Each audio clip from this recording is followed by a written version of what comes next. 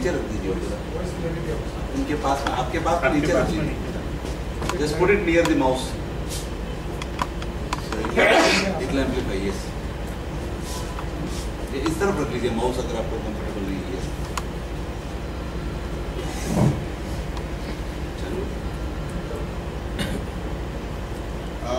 You can configure more than one databases, meaning you can configure your sister concern company, or maybe one or two companies can get together and share same licenses having different databases.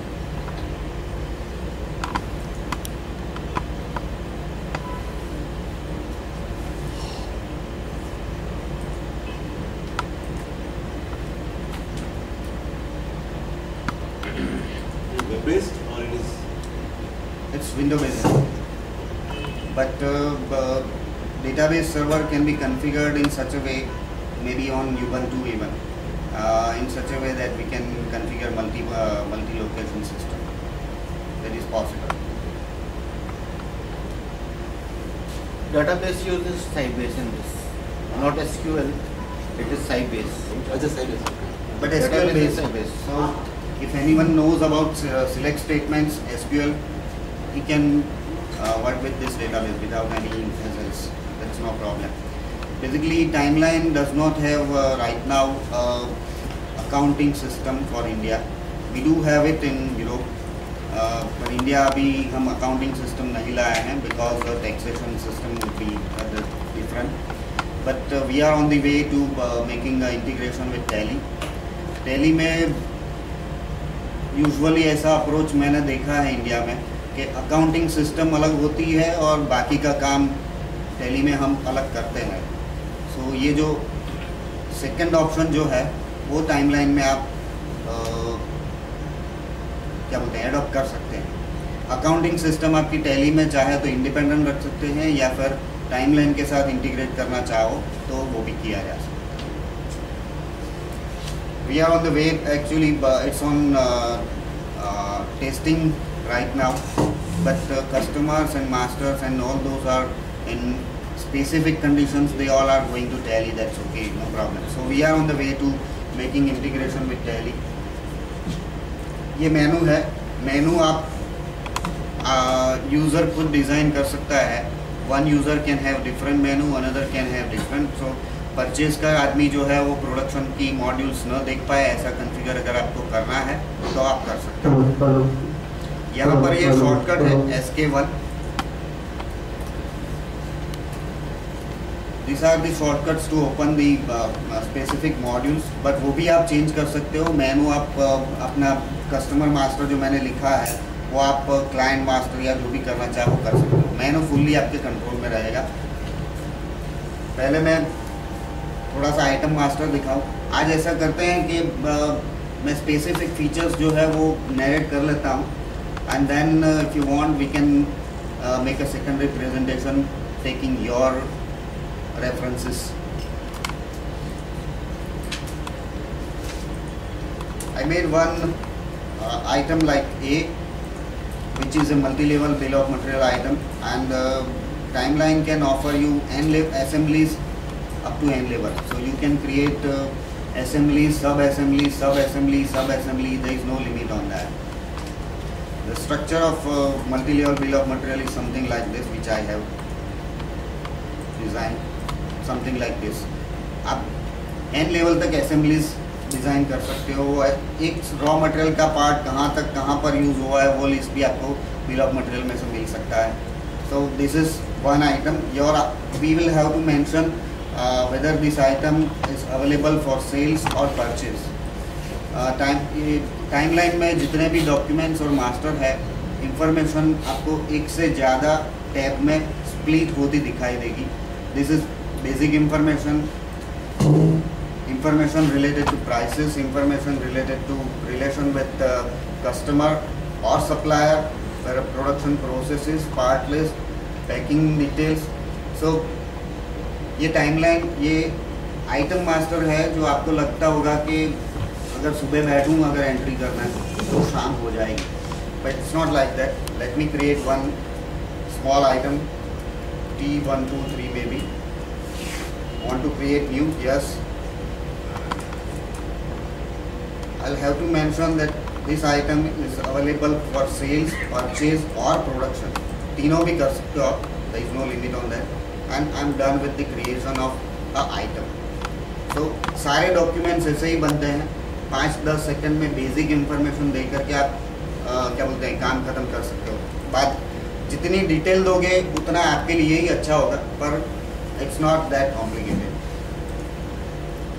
So this is item A, having sub parts like A1 is a sub part. A1 के अंदर A11 और A12 जो है raw material है, A2 भी एक सब part है, उसके अंदर भी रॉ मटेरियल का यूज़ होता है. सेम वे B1 एक सब आइटम है और से असेंबली है. ऐसे मैंने स्ट्रक्चर डिज़ाइन किया हुआ है.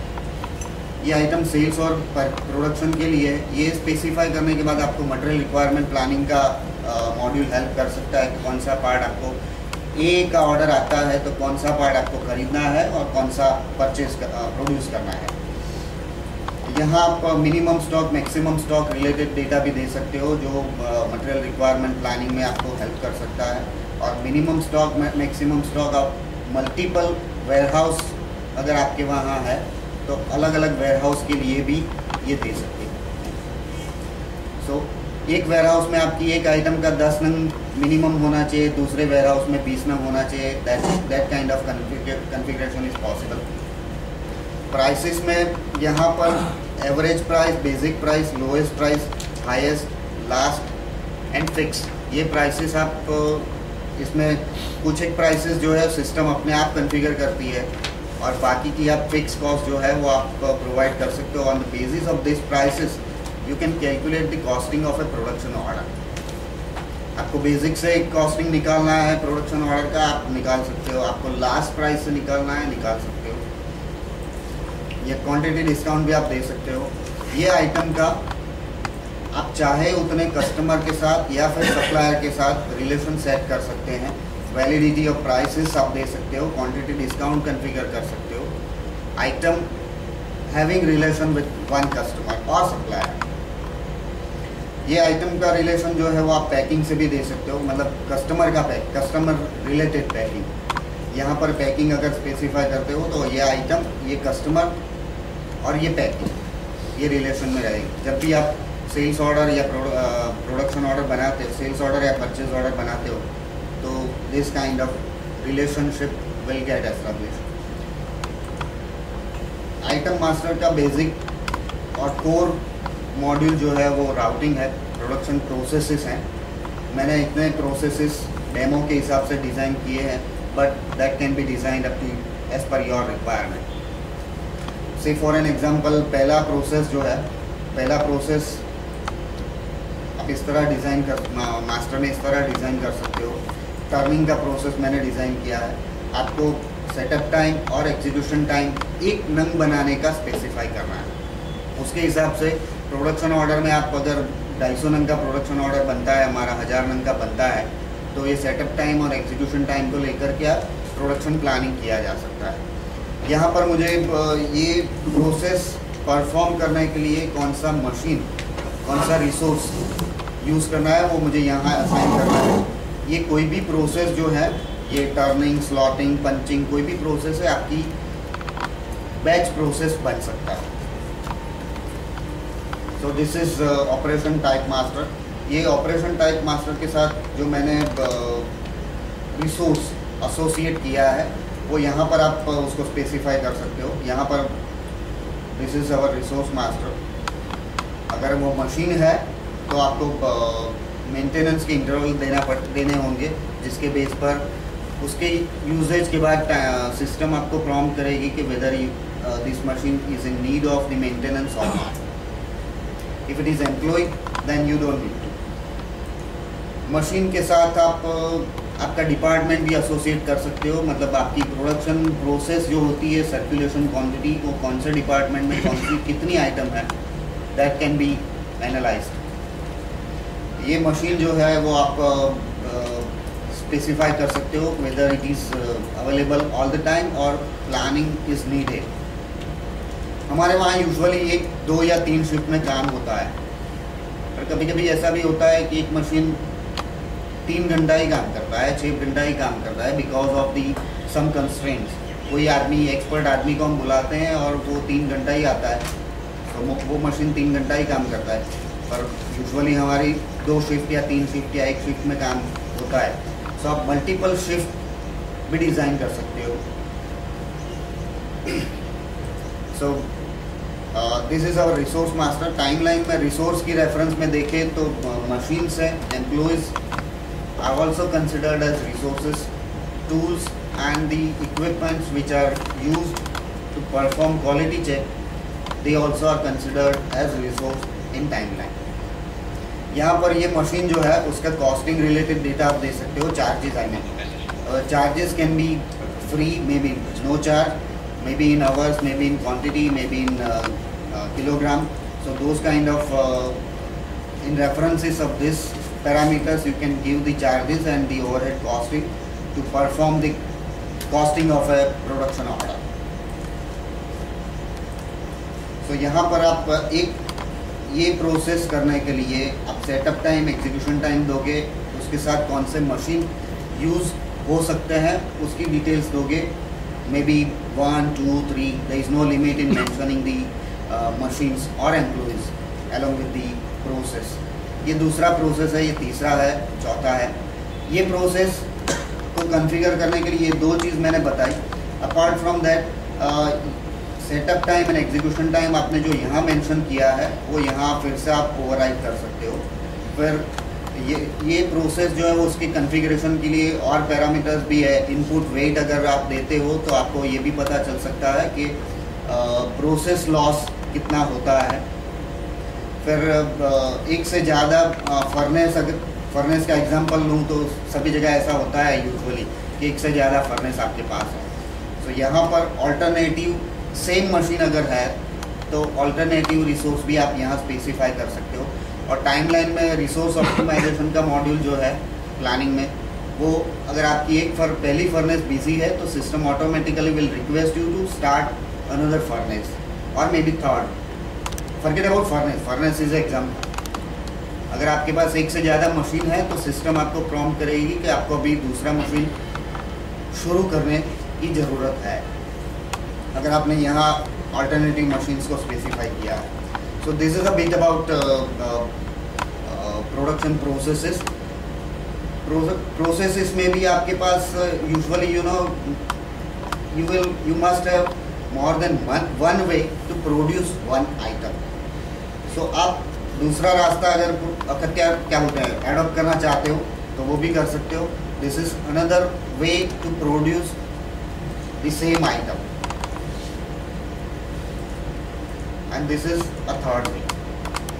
So means probably some of the items I can produce at my factory, some I can outsource.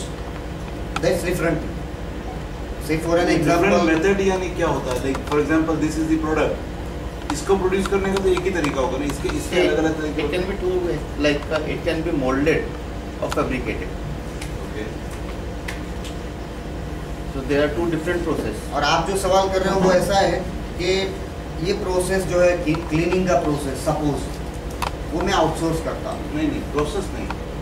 For example मुझे भी 5 लाख ग्लासेस सप्लाई करनी है जी, तो मेरे पास in house capacity 2 lakh glasses बनाने की है जी, और 3 लाख ग्लासेस मुझे 6 जगह से आउटसोर्स करना है, तभी मैं टाइम पे ऑर्डर डिलीवर वो कर पाऊँगा।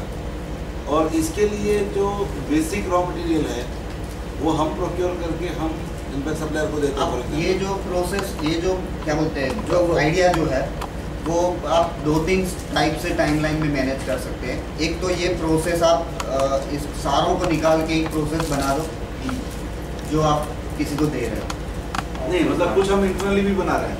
हाँ, 2 लाख का एक आपका खुद का ऑर्डर बनेगा। आज फॉर एग्जांपल गोयल में अगर वॉज एन ऑर्डर तो उसमें से 30% वॉज डन इन हाउस जी, 70% was outsourced, probably with 56 different manufacturers. Yeah, see, it comes in purchase and production. There are two categories for the product. तो how do we really plan the material resource, मतलब क्या होता है process? इसके ये जो example है उसको अगर टाइमलाइन में आपको मैनेज करना है तो एक का, और ऐसा होता ही है होता हर ही इंडस्ट्री में होता ही है। Of course. तो 2 लाख का एक प्रोडक्शन ऑर्डर बनेगा जो आपके वर्कर्स के लिए बनेगा। ठीक है। दूसरा प्रोडक्शन ऑर्डर आपका 3 लाख का बनेगा, या फिर मान लो कि 3 लाख हम एक ही क्या बोलते हैं एक्सटर्नल मैन्युफैक्चरर को दे रहे हैं। अगर 2 को दे रहे हैं तो 2 ऑर्डर बनेंगे। वो जो एक्सटर्नल मैन्युफैक्चरिंग हम करवाते हैं उसके लिए ये प्रोसेस एक ही बनेगा, से फॉर एन एग्जांपल प्रोसेस, और उसका जो ये जो रिसोर्स है वो एक्सटर्नल मैन्युफैक्चरर हो सकता है। आप ऐसा डिज़ाइन कर सकते हो और फिर इसको आप डिलीवरी चाहे रॉ मटेरियल के साथ भी दे सकते हो या फिर रॉ मटेरियल हम प्रोवाइड करें, ऐसा भी कॉन्फ़िगर किया जा सकता है। टाइमलाइन में ये आप कर सकते हो। ये जो प्रोसेसेस है प्रोडक्शन के टाइम पर आपको एक्सटर्नल मैन्युफैक्चरर को डिलीवरी दोगे, वो अगर प्रोसेस करने के बाद जो वो डिलीवरी देते हैं तो आप इन्वर्ट करो, दैट इज़ पॉसिबल, वो हो सकता है। इनफैक्ट ये जो प्रोसेस है this is the symbol of outsourcing supplier, this is a symbol of man power, this is a symbol of machine and this is a symbol of man power. So ये process जो है मैंने ऐसे configure किया है कि ये outsource होगा। अब यहाँ पर मुझे सप्लायर को मेंशन करना पड़ेगा, सो ये भी आपका एक रिसोर्स बनेगा।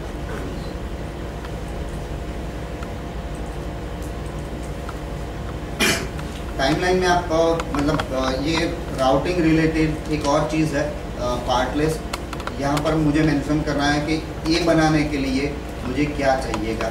सो A1 and B1 are the items which are required to produce A. अब A1 की बात करें तो A1 मैं यहाँ A1 मेंशन करता हूँ। सो A1 आइटम मास्टर में ओपन हुआ है और A1 में A1 का पार्ट लिस्ट आप देखो तो A11, A12 और A2। इसका स्ट्रक्चर देखो तो ऐसे बनेगा। A2 is once again assembly. अब as far as drawings are concern, यहाँ पर आप ये आइटम ए बनाने के लिए जितने भी ड्राइंग लगेंगे वो यहाँ स्पेसिफाई कर सकते हो। ये सर्च लिस्ट में से मैंने पकड़ा है और ये जो है ये ड्राइंग जो है थ्रू आउट दी नेटवर्क आपको कहीं पर से भी एक्सेस किए जा सकते हैं। ये this is one drawing. Second drawing, ये सेकंड ड्राइंग जो है वो सेकंड वर्जन है, दूसरा वर्जन है यही ड्राइंग का। मैंने मेरे हिसाब से डॉक्यूमेंट्स अटैच किए हैं और ये जो ड्राइंग के साथ जो अटैच आपका होता है that can be a PDF file, AutoCAD file, doc file, Excel, whatever. आपके कंप्यूटर की अंदर अगर वो प्रोग्राम है जो वो ओपन कर सके तो आप अटैच कर सकते हैं। So n number of versions are allowed in mentioning the drawings along with this item. यहाँ पर आप पिक्चर्स भी अपलोड कर सकते हो, मोर देन वन। सो ये हुआ a bit of item master जिसमें आप पार्ट लिस्ट मेंशन करोगे, प्रोसेसेस मेंशन करोगे, पर्सनल कंडीशन मतलब कस्टमर या सप्लायर के साथ रिलेशंस है तो वो मेंशन करोगे, और प्राइसेस और miscellaneous main data related to item. So this is item master. मैं कभी मास्टर डेटा में और बहुत सारे मास्टर है but item master is kind of core item of the timeline ERP। So I made that in purchase requisition आप manage कर सकते हो। परचेज रिक्विजिशन मतलब the parts which are not related to production, उसकी requisition आप दे सकते हो। परचेज रिक्विजिशन मैनेजमेंट भी है, पर कोटेशन रिक्वेस्ट भी है, मतलब एक से ज़्यादा सप्लायर को आप एक से ज़्यादा आइटम का रिक्वेस्ट भेज सकते हो और प्राइसेस आने के बाद कंपैरेटिव स्टेटमेंट भी बना सकते हो और फिर उसको बेस लेकर के आप किसी को भी परचेज ऑर्डर इशू किया जा सकता है। So first of all I'll remove the existing documents.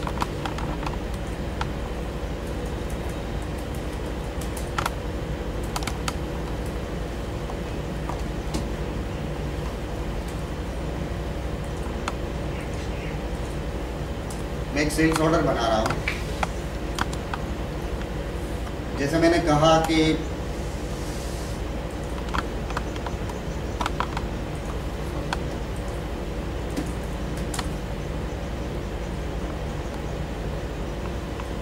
Sales order की भी ये सारे टैब में इंफॉर्मेशन आपको स्प्लिटेड मिलेगी.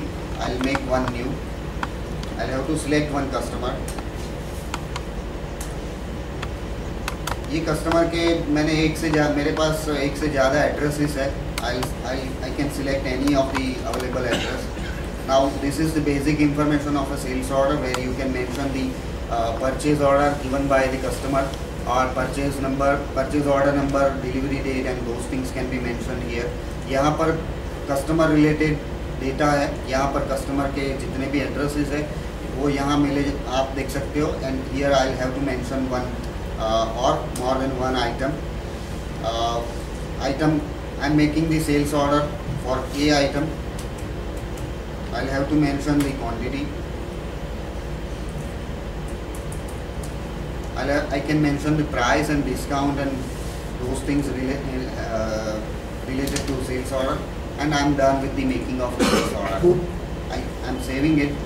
Now I can send the intimation to any of the employee of my organization. मैं KKP को मैसेज भेज रहा हूँ कि सेल्स ऑर्डर बना है, आपको जो करना है आपके ड्यूटी नेक्स्ट स्टेप में आपको जो करना है, that is your lookout now. Now I log in with the name of A user of KKP से.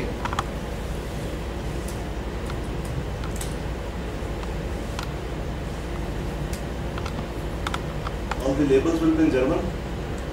No. Login screen is in German. This is master company. अब अंदर देखें तो client master है, supplier master है. Most 95 labels are translated in English, and hard coding कुछ हुआ वो अभी translate करना बाकी. So KKP अभी login किया, KKP ने कोई दूसरे मशीन पर login किया, and he'll be able to see the message here. ये नंबर का सेल्स ऑर्डर ये तारीख को बना हुआ है, so he can take the action related to this particular sales order. I will go back to the DBA administrator user. ये German में है, बाकी अंदर जाओगे तो इंग्लिश है.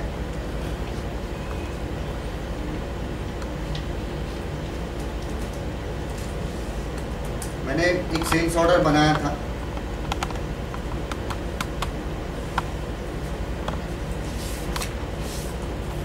ए आइटम का 1000 नंबर का. Now I go to the MRP module, material requirement planning module. In material requirement planning module you can create n number of profiles. Those profiles can behave as per your requirement. Material requirement planning will split the sales orders and the purchase requisitions, and will bifurcate the sub items in such a way that you can view them in parts to be purchased and parts to be produced. So they all are empty here right now. I'll process the available sales order and the requisitions, and system will give me the list of parts to be purchased and parts to be produced. जो मैंने item master में, अगर आपको याद हो तो हमें mention करना होता है कि ये आइटम जो है वो हम परचेज कर रहे हैं, सेल कर रहे हैं या प्रोड्यूस कर रहे हैं. We are mentioning those details here. Item has to be available for sales, purchase or production. तो MRP में मुझे यहाँ ये लिस्ट मिलता है, इतनी चीज़ों का मुझे प्रोडक्शन ऑर्डर इशू करना है और इतनी चीज़ों का मुझे परचेज ऑर्डर इशू करना है.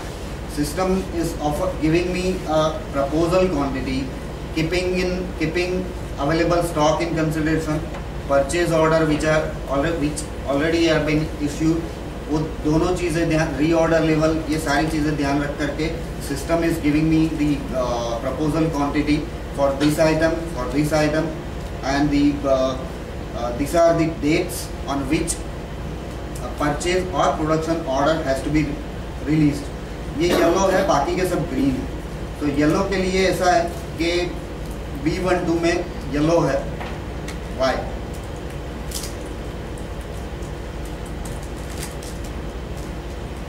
8:30 बजे चालू किया हमने. क्या हो गया? मैं देख 1 घंटा मुझे दिख रहा था कितने speed, I mean I how speedy I should be. That was I was trying to say. So I mentioned that 15 days are the lead time for this item, for its availability. So MRP में आपको ये item के लिए yellow signal मिल रहा है, बाकी के items के लिए ग्रीन सिग्नल मिल रहा है. So येलो मतलब you need to take the action today, right now. अगर कल देखोगे यही MRP तो ये येलो जो है वो रेड कन्वर्ट हो जाएगी. फिर मैंने जो आइटम मास्टर में जो आइटम के रिलेशन में जितने सप्लायर या कस्टमर के नाम दिए हैं उसके रेफरेंसेस आपको यहाँ मिल सकते हैं, और उसमें से किसी को भी आप परचेज ऑर्डर इशू कर सकते हैं. अब मैं B12 का एक परचेज ऑर्डर इशू कर रहा हूँ. It's quite simple. मैंने चार सप्लायर मेंशन करे हुए हैं, उसमें से मैं किसी को भी परचेज ऑर्डर दे सकता हूँ. ये चेकबॉक्स इसलिए ट्रू है because I gave a priority 1 in item master over here. In for B12 item in personal condition I mention this supplier is having 1 priority and this supplier having 2 second priority. So that's the reason वहाँ पर आपको reference मिलता है MRP में जब आप इसका purchase order issue करते हैं. अब परचेज ऑर्डर मुझे 12,000 का सिस्टम प्रॉम्प्ट कर रही है. I make the purchase order of may be 10,000.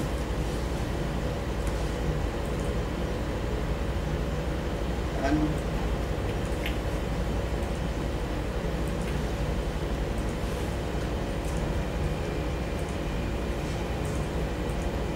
I'm done with this issuing a purchase of मैंने सप्लायर मेंशन नहीं किया है वहाँ से. ये आई एम सिलेक्टिंग दिस, तो यहाँ सप्लायर की डिटेल आपको मिल जाएगी and I save it. 12,000 issue होने सो B12 का परचेज ऑर्डर इशू करने के बाद अगर मैं फिर से ही प्रोसेस करूँगा then I won't be able to see B12 here. Sorry, 10,000 मैंने किया था, अभी 2,000 बाकी. So this is the way material requirement planning will help to optimize the inventory. Now once again I am going back to the sales order, और यहाँ पर से मैं अभी एक डिलीवरी कर रहा हूँ यही आइटम की. टाइमलाइन में ये डॉक्यूमेंट कन्वर्जन जो है वो यहाँ पर आपको सोर्स डॉक्यूमेंट का लिस्ट है, यहाँ पर टारगेट है. मैं ऑर्डर को डिलीवरी नोट में कन्वर्ट कर रहा हूँ. I also can convert this sales order into invoice, into proforma invoice और into credit. Offer can be converted into order and sales contract. Sales contract can be converted into order. So ये सारे documents आप इस तरह से convert कर सकते हैं. डिलीवरी नोट का एक ही कन्वर्जन पॉसिबल है, दैट इज इनवॉइस. इनवॉइस का एक ही कन्वर्जन पॉसिबल है, that is credit note. Now let me convert this sales order for a item 4,000 number. मैं उसकी डिलीवरी कर रहा हूँ. मेरे डेमो डेटा में मैंने ऐसे कॉन्फ़िगर किया है कि अगर आइटम नेगेटिव स्टॉक जाता है तो is allowed, but when we are going for real usage we can restrict that. मैं 1000 के बदले में 250 की डिलीवरी कर रहा हूँ. I can set rest of the quantity to 0, और मैं डिलीवरी नोट को ओपन करना चाहूँ तो ओपन भी कर सकता हूँ. I won't do that right now. Stock minus में जा रहा है, प्रिंट करनी है delivery note. Now I converted sales delivery note. I made a delivery note of a sales order. Now आपको ये लिंक